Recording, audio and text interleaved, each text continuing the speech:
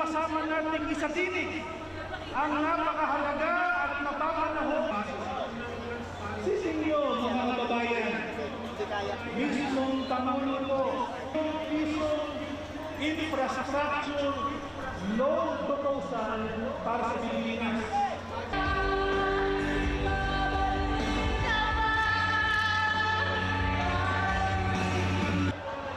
Ang nais natin ay ang pagbagsak ng katiwalian.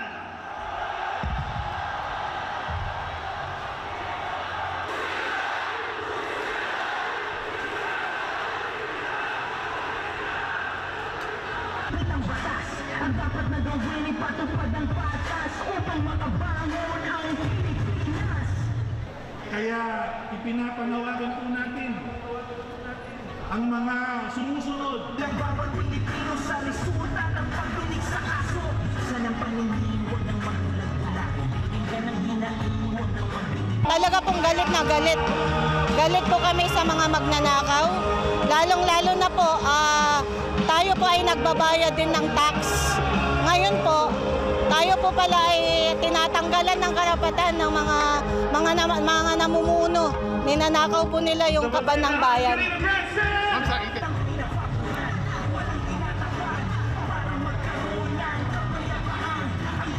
Sa pamamagitan po ng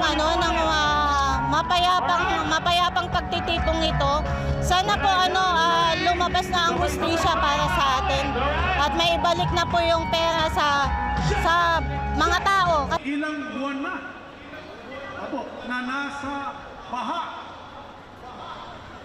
ang maitutulong. Kaya ako nagtataka, bakit tayo